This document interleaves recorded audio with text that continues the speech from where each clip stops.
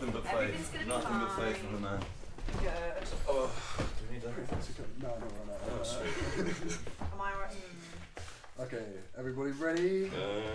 Yes.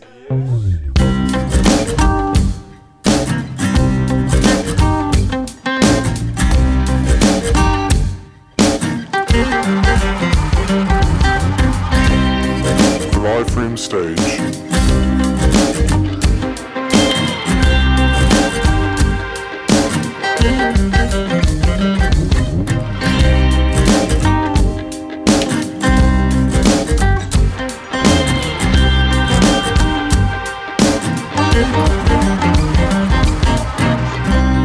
Chapter 1. The Devil. What a nasty piece of work. Our story starts in the depths of hell, in one of the darkest, most haunting places that you or I have ever seen. The walls were covered in the devil's least favourite drawings just to prompt herself towards a day of spitefulness, malice, and general nastiness. The devil was sat amidst her cavern of unhappiness, content as ever, receiving a pedicure from her two most devoted servants. Paul was a meek little fellow who had died from an anxiety-induced heart attack triggered by his Tesco meal deal selection one lunchtime. Paulo, on the other hand, was the leanest, meanest crook in the city of Leprechaunsville, known prior to his death for his elaborate heist to the end of the rainbow.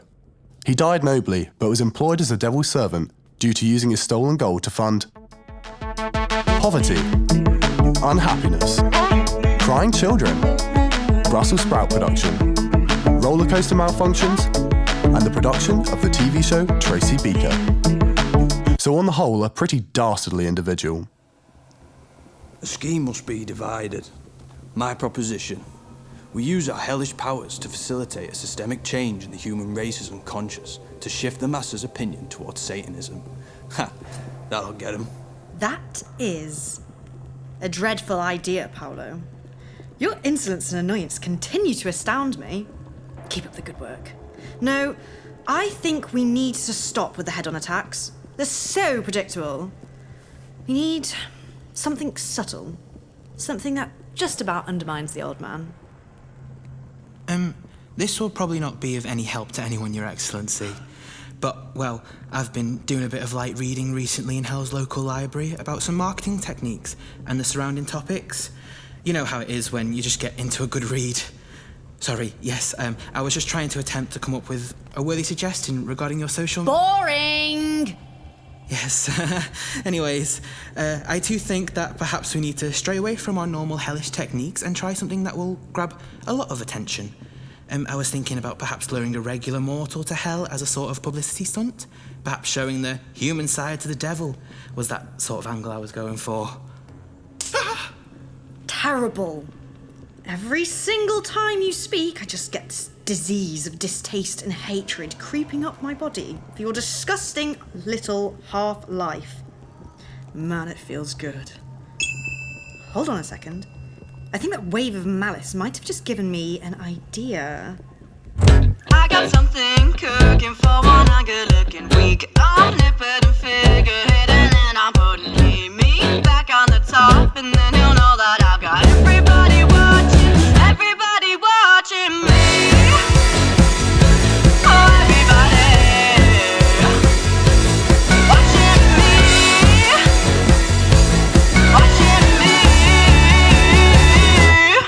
I'll get a rugrat human brat down on my seat. I'll get those picture perfect shots and put them all on my feed. They'll come flooding to my comments like, oh my god, who is he? And although he's got a hair, I know that everybody's watching me. Oh, everybody watching me.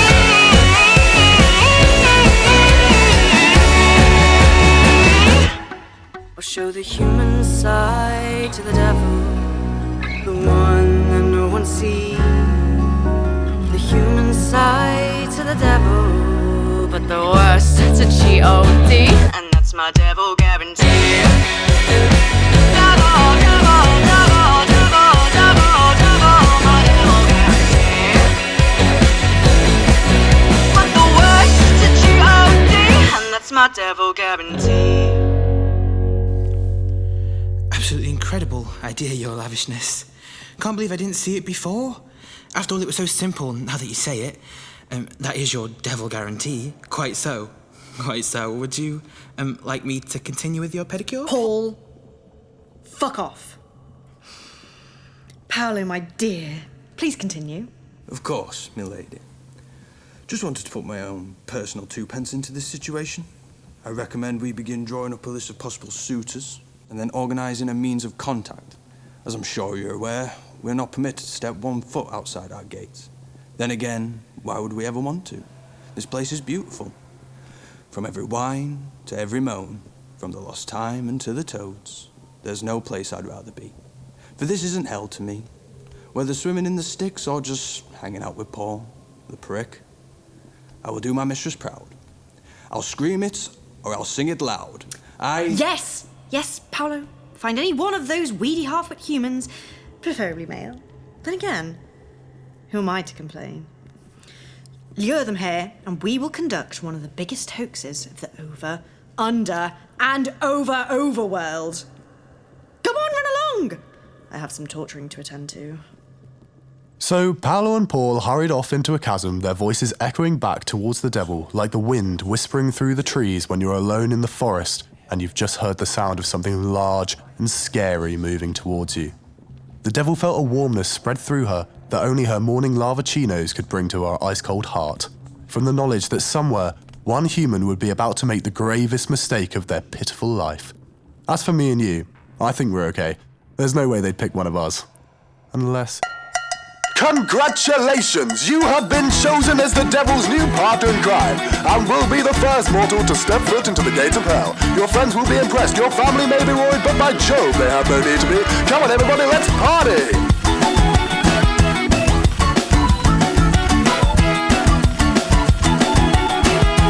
No, I'm only joking. This was the message received by a boy, one Clint Heddersfield, a mild-mannered shell of a boy whose world was about to be rocked by the land down under. Hell, just to clarify. Nice work, everyone. Yeah, sorry, I know that chapter's a bit annoying at parts. I keep trying to convince myself that it's just part of the characters and everything. Yeah, I thought that sounded great from the control room. Oh, thank you. I've got to say, Amelia, you absolutely smashed everyone's watching me. Thanks, Alecia. Yeah, you sounded great. Oh, cheers, guys. You don't have to. Yeah, I thought you sounded great as well. Yeah. Naturally. Sorry, Harry. Yeah. Do you reckon I could have a word with you? That's all right. Yeah, sure. Yeah. I know. Yeah, sure. That's all right. Just away from the other people. Yeah, what's up? Look, I don't want to be difficult. I just feel as if I can do a much bigger part in this one. Yeah, I get it. I mean, just remember we can still change everything around. Like it's just the first test, you know. Like, I mean, if you really want, you can try and get Thomas to swap with you. He's playing Clint in the next chapter. I'm just gonna go and grab some food. Sounds like a great idea. I'm just gonna grab some food. Yeah, we'll just like. Oh, we're going to Craig's. Can you get your sausage roll? Yeah, do you mind if Well, look, I'll take Clint, Yeah, all right. that's all right. See you later. Yeah, but Harry's just said I can have him, so I'll take Clint from now on. Yeah, good lad.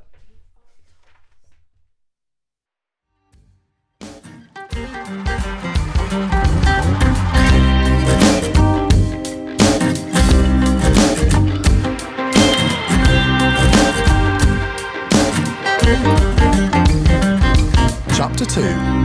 Clint finds a friend. Clint Heddersfield sat on his beige-coloured bed, staring incredulously at his phone, mouthing out the message for the umpteenth time. New partner in crime. But my only experience with crime was walking out without paying for my second-hand colouring book. I just can't believe this. I think they must have the wrong guy. I'm just a mild-mannered boy from a mild-mannered town, trying to find some meaning in this crazy, crazy world. Oh, just from this small excerpt we can begin to fathom quite how much of a prick Clint is. Perhaps though his pure and unadulterated blandness may explain the reasoning behind the Devil's PR team's choice as a subject. Perhaps they'd realised that they could mould this little pile of Play-Doh into whatever shape their hearts desired to achieve their nasty little schemes. A few other things that, to be honest, I just hate about Clint include his collection of bubbles, which could be identified by a small wet patch in the corner of his room, The fact that he holds the record for the most amount of molluscs identified in under 30 seconds, which... Actually, I'm going to backtrack a little. I'm rather impressed by that. Everyone just back off him, all right? His eyes, too, are rather snail-like, just peeping out from his snail-like skull. But who knows, maybe someday, someone, somewhere, may find them beautiful. There's someone out there for you too, I can just feel it. Maybe you found them, maybe you're still searching. For someone who sees you just the way you are, #NoFilter. When you look at them, the whole world seems to just melt away, like butter in the microwave. And you're left just liquid in the bowl that would only ever be useful in making brownies or some other such confectionery. They're out there, you know. Just keep your head held high, keep on keeping on. Anyway, we join Clint making his way downstairs in his skinny jeans to discuss in an adult manner the prospect of going to hell with his parents, Marianne and Joe.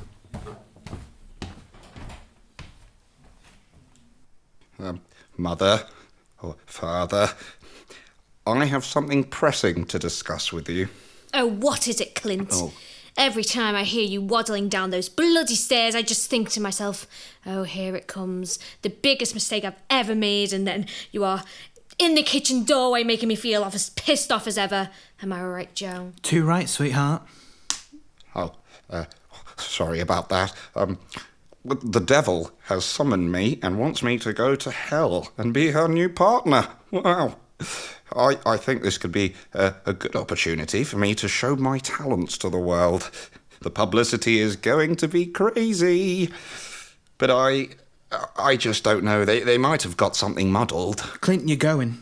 Oh. Marianne, a toast is in order. A toast? To what? To sadism, my darling. I know we've been pretty against those guys our entire lives, but finally, this mangy boy could be going away for good. And who do we have to thank for it? The devil.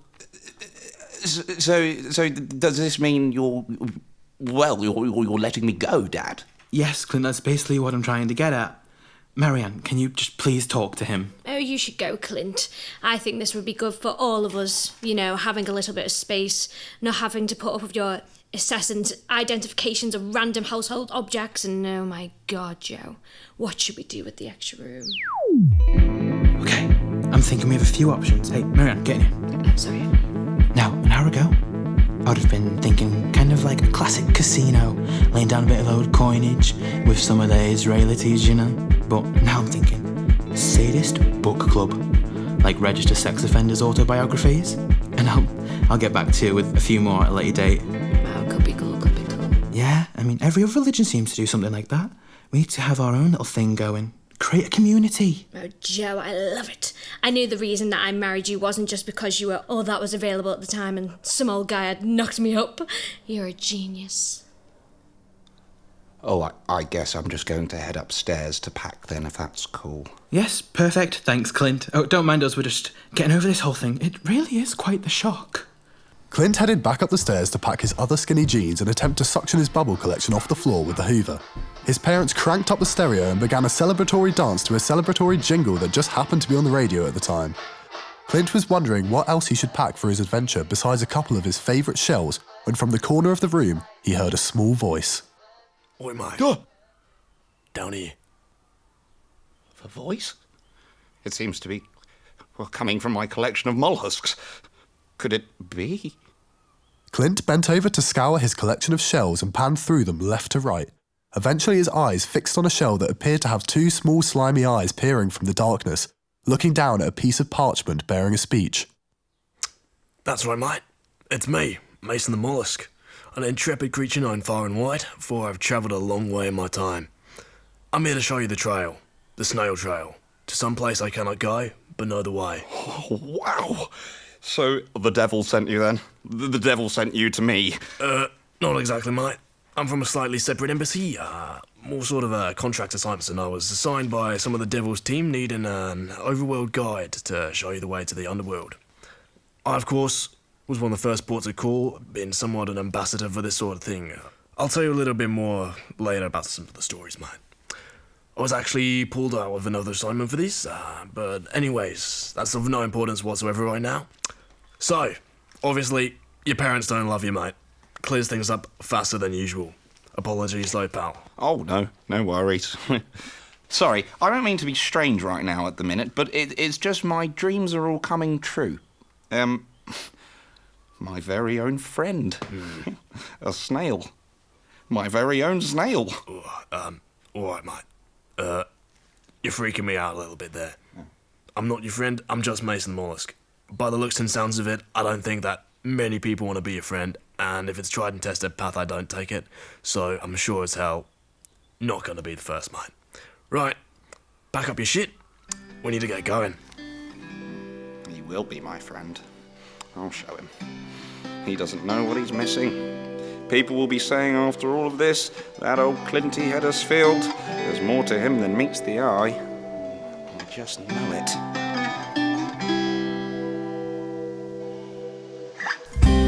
Nice to meet you. My name's Clint. Hi. You might have noticed in my eye that there's no glint, it's more like squinting.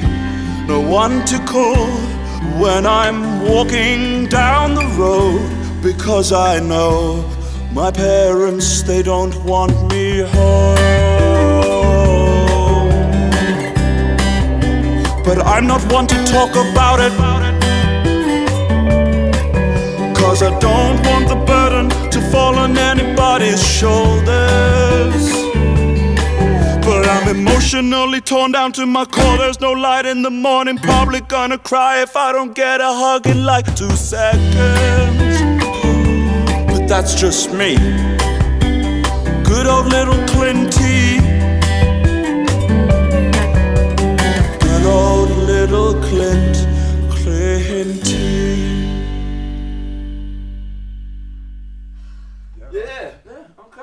Nice, that was great. Nice one, Pete. Charlie, I do think we could work maybe on building some rapport between Clint and Mason. Yeah. Nothing obvious. Just I thought it was all right. Like it was all right. Like yeah, just something fluid, something nice. That's what we mean. Yeah. Well, look, I'm going to control room. I'm going to give it a listen. I think. Are you all right in there? Like, yeah. Just a song. Yeah. Hey, excited for chapter 3, motherfucker! Okay, all right. I'm fucking sick. Well, he's very happy with himself, isn't he? You got them right. I mean, when he was supposed to be playing Clint, he just somehow convinced Thomas to swap with him. I think Thomas would be way better to be honest. Why did you do that? It doesn't matter. Does he know that he sounds like a dickhead? Yeah, did you hear what he said to me? He called me a posh cunt. Like, what the fuck? Well, yeah. Something like that. I mean, I was just like, oh, yeah. You excited? Yeah, ready for. Come on. Cool. Let's just do that then.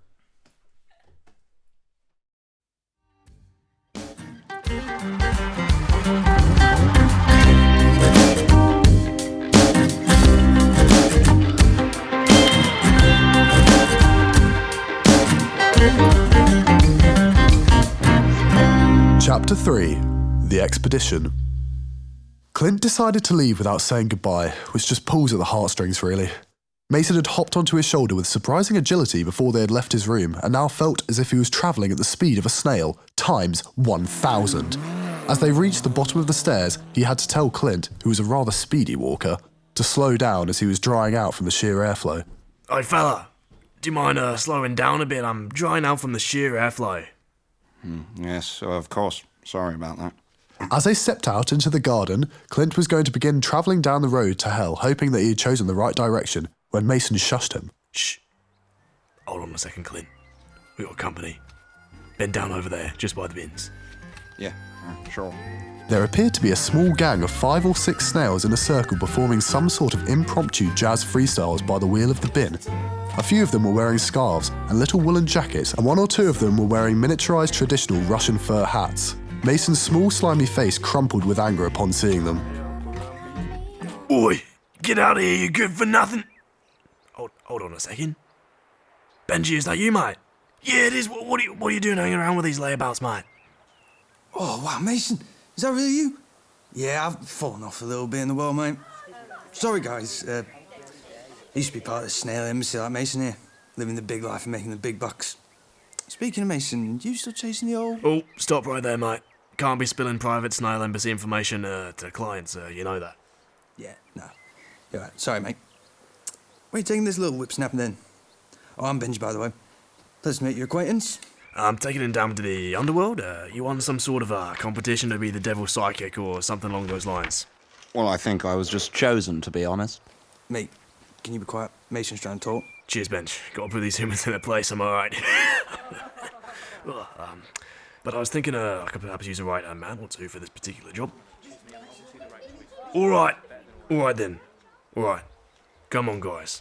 The snails erupted in cries of joy and hopped onto different parts of Clint with a spring and a bounce. Clint gave a sigh of pure euphoria and walked in the direction indicated by Mason's olfactory tentacle. They travelled for what felt like days, because it was exactly 5 days, through the canyons and crevices of the land. They bypassed Mount Kilimanjaro through one of the snails' secret routes, which came out the other side at a fish and chip shop, which prompted an extreme reaction from the snails due to the high concentrations of salt in the establishment. Bridget, Bernard and Bernadette began playing a game of 20 questions to calm themselves down, which continued for another 2 days without fail. Eventually, Clint realised that this might be quite fun and asked if he could play as well. As he was new to the game, Bridget, Bernard and Bernadette decided that it was only right for him to ask questions first. So, as I'm sure you've caught on, you have 20 questions to choose from to guess what the four of us are thinking of. I also think we made the rule that it must be a tangible object, not anything like an atom or something along those lines, as we don't want the game to get silly. Okay, I get it, but I just want to warn you guys that I am rather good at games. I'll believe that when I see it. Have you got something? Yes, you have 19 questions left. Oh dear.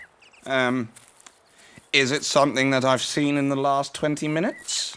I feel like we would have noticed if we had seen it in the last 20 minutes, you know? Yes, I think we would have as well. I'd absolutely kill for one now. Is it an animal? Nope. Is it an object? No, not an object. Okay, so it must be a plant. Yes, a lovely, moist, beautiful plant. God, he is quick, isn't he? You called and I have answered. It is me, God, colloquially referred to as Godfrey the Noble or Godfrey the Great. Is this the question that you desire to be answered this once in your lives? Is he quick? Oh, sorry, sir. There seems to have been some sort of mistake. You see, we were just trying to have a friendly little game of 20 questions, and Bridget here seems to have forgotten about the snail's deal with you. Bridget, for crying out loud, pull yourself together. Yes, dreadfully sorry, sir. We will most definitely not happen again. Completely slipped my mind, to be honest with you. I see. No matter. It happens quite a bit, to be quite frank with you. Also, Clint, the answer was leaf. I've been watching for the past 2 days, and in every game so far they have chosen leaf. So I'm not sure why you didn't get that on the first try. I bless you again, and I bless you thrice. Now continue your travels, I have some urgent business to attend. Someone seems to be attempting to have me consecrate their goat. I'm sure that won't be the strangest one I get today. Alright, thanks, mate. You can be on your way now. Well, yes, I was just about to. Oh, never mind. The unlikely gang continued along their road, and the three Bs, Bernard, Bernadette and Bridget, squabbled about whether or not they had actually chosen Leaf as their subject for 20 questions for the past 2 days without realising.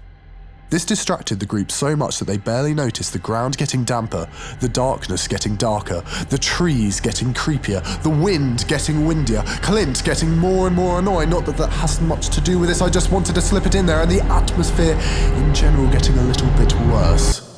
They were nearing one of the many entrances to hell that were dotted around the kingdom. Alright, I don't know if that felt entirely natural. Like, there was a bit of built-up tension there. Pete, are you like alright? Are you alright about everything, or? Yeah. Well, actually, it's to be honest, mate. I just think all of you are really unprofessional, and I don't know how you couldn't. I couldn't hear you in the control room. No, it's fine. Here again. Well, there's no need to start being rude again. It was an honest mistake. But you want to bloody talk. well, if you find it so difficult to work with us, perhaps you'd better off not being part of this project. Yeah. Okay. Let's just take a minute. Go outside. Come back. Do the next chapter. Is that good? No. Well, it won't be too much to ask, will it? Like, well, got loads of choices, don't I?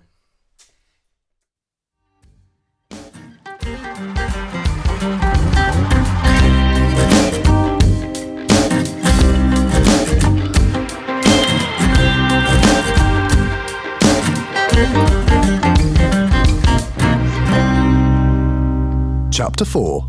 The Bridge, where something rather intriguing happens.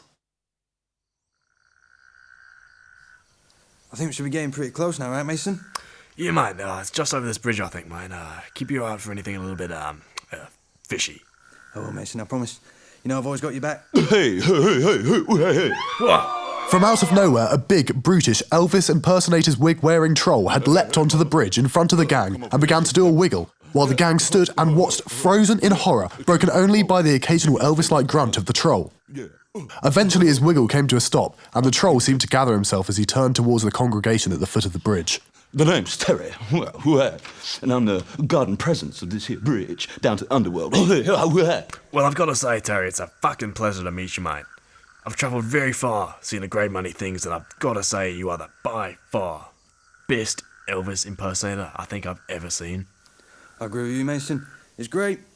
I like the wig. It's nice. Thank you, said Terry, striking a pose. Well, I got something to say to y'all now. So gather in, listen close, and don't go interrupting. Well, to be quite frank, I don't suppose that I would dare to. King. Now there's only one way in and one way out. If you wanna get to hell, you better shake it out. Viva Las Vegas. Clint and the Snail stood slightly dumbfounded as Terry put his guitar back in his pants for safekeeping until the silence was perforated by Clint. I can be the one to shake it out if you guys need. No offence, Clint, mate, but you are probably the last port of call for that sort of job. Yeah. So, Terry, what you're proposing is some sort of blues battle? Is that right, mate? Perhaps we both take a verse or two each, and if ours is better, which I think it definitely will be after our practice down at the bins last week, then you have to let us pass. So who is supposed to go first in this thing? Because it's getting a little awkward, I must say. Terry goes first. Right, thank you, Terry. The Snails began to take their instruments out of their shells. Mason and Benji took out their guitars. Bridget and Bernadette took out a pair of microphones. And Bernard began withdrawing an entire drum kit comprised of a kick, snare, 3 toms, 2 sets of cymbals, a hi-hat and a cowbell. Blimey, Bernard, that is seriously impressive, said Clint, taking a synthesizer out of his pocket. The band began to strike up a beat, and a few woodland creatures popped out of the forest to help them lay it down. A collection of squirrels brandishing saxophones and trumpets, as well as a pair of woodpeckers with bongos joined the fray, and within no time, the Snails were bopping. Little something to show you guys. Now I've been here I've been here all my life, from the summer solstice to the winter night. It takes a special kind of troll to hold this bridge down. It takes a special kind of troll to hold this bridge down. Single file now, single file.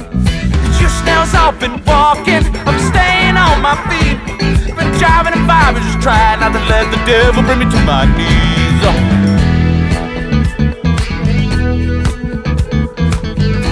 Damn, that's so groovy. If you wanna get past this bridge, I'm gonna need to find this groove. It's gonna make me move, it's gonna make me scream, it's gonna make this club fall off my feet.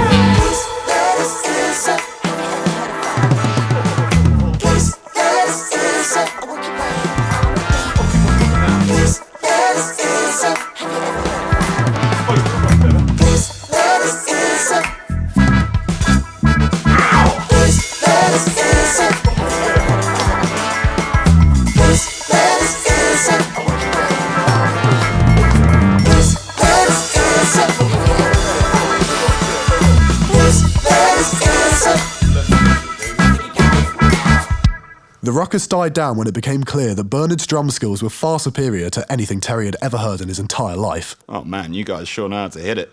I mean, oh my god, that was some of the most kickiny licks I ever seen in my whole 379 years. Alright, Terry, you fucking weirdo. Are we alright to come through then? Yeah, come right on through, my brothers. Clint and the Snails began to pass over the bridge and towards the gaping chasm of darkness, when they realised that on the floor in front of them was a line of salt. The Snails could not pass. Oh no! Whatever can we do? We can't pass through that salt. I won't do it, I just won't. Well, I could just carry you guys over. Well, this is a massive flaw in the plan. I wonder if we're going to get past this hurdle. There's nothing else for it. Clint, you will have to carry on without us.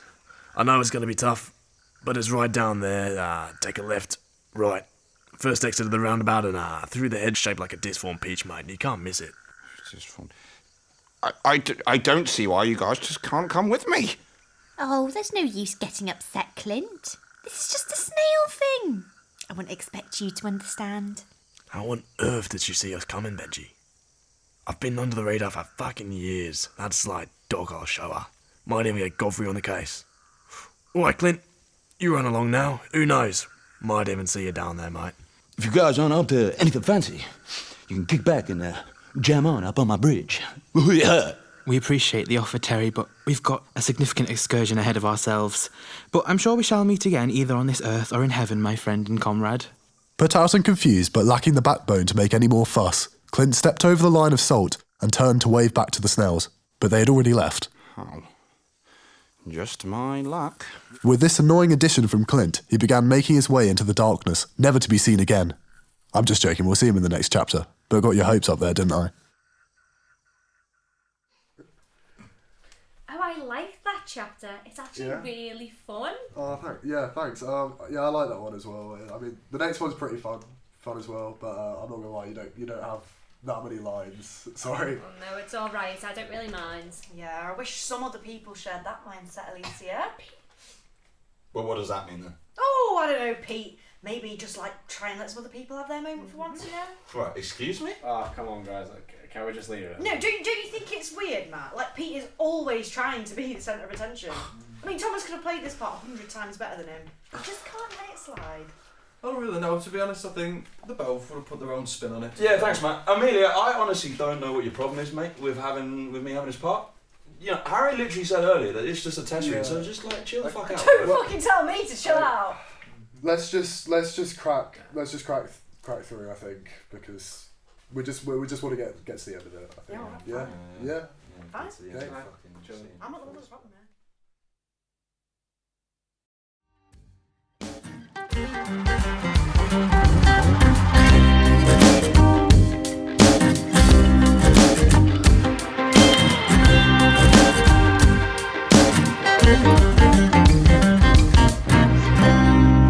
Chapter 5. Delilah. Clint wandered lonely as a cloud through the dark and dingy landscape of Hell's opening chasms. He took his first left and then a right and was just coming up to the roundabout when out of nowhere he heard the indistinguishable sound of a small buggy screeching round the corner towards him, accompanied by some mild arguing. Paul and Paulo came screeching round the corner. This looks to be a mate, Paul. Ah, Clint, there you are. A little bit more peaky than we expected, eh, Paul? Oh, I think he looks just fine.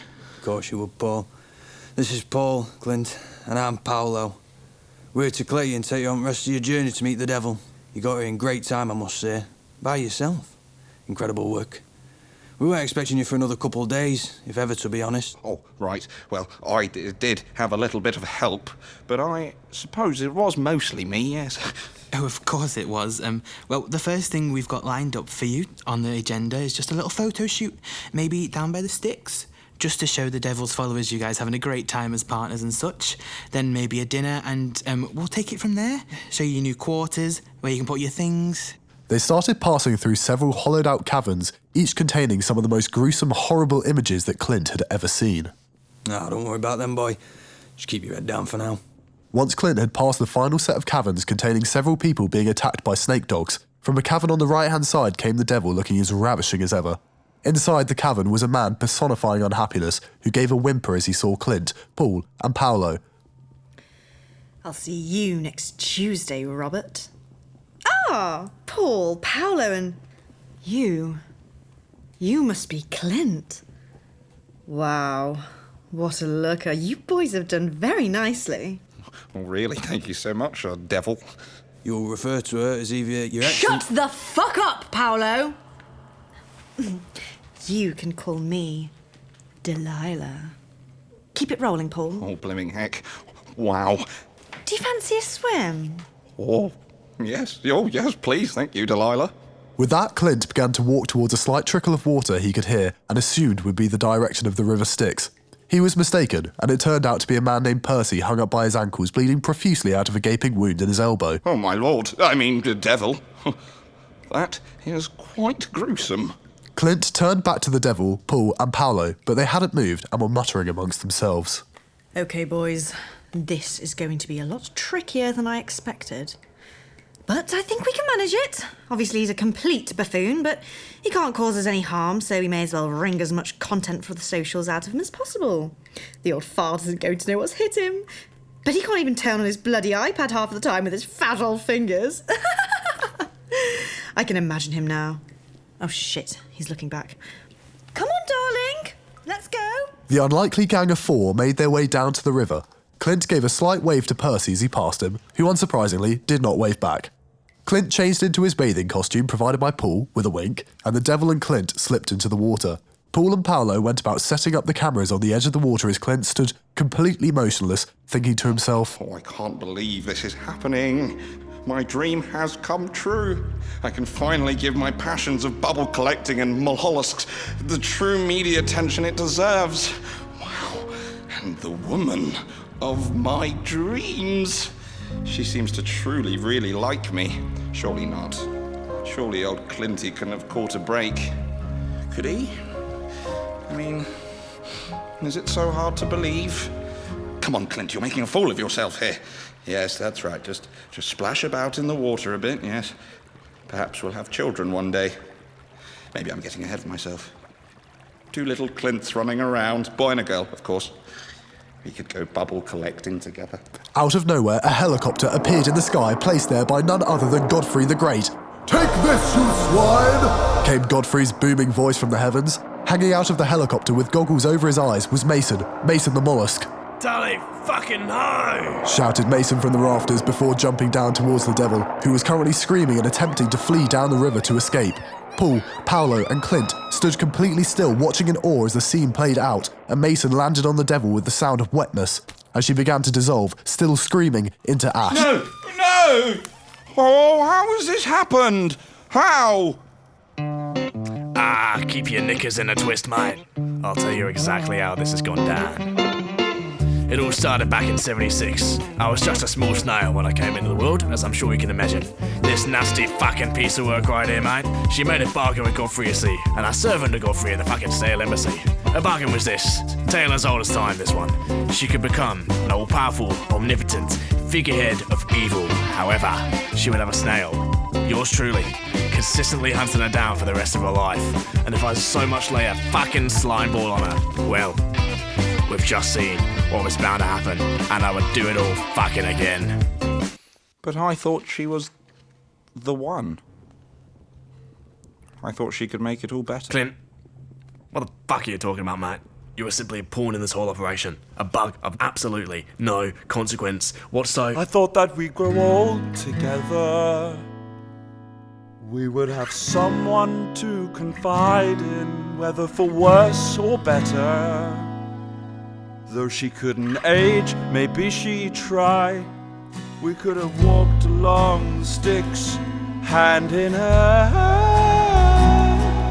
We could have walked along the Styx, but now she's sad. So tell me it'll all work out, and this song's not the last of how. But life ain't going just quite how I planned. It is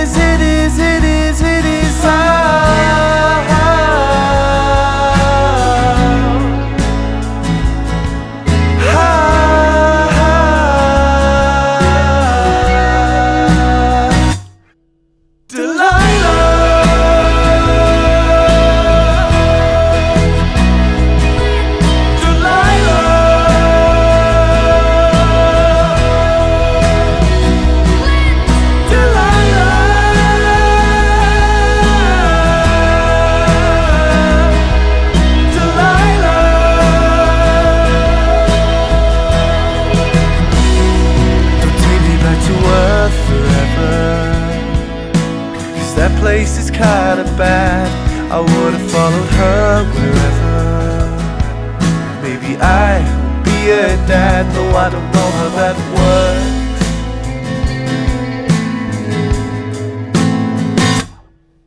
Delilah, won't you come back and stay? Delilah, turn you from sand to clay. Delilah, I'll build you up from the ground. Delilah, then maybe you'll come back around, my darling.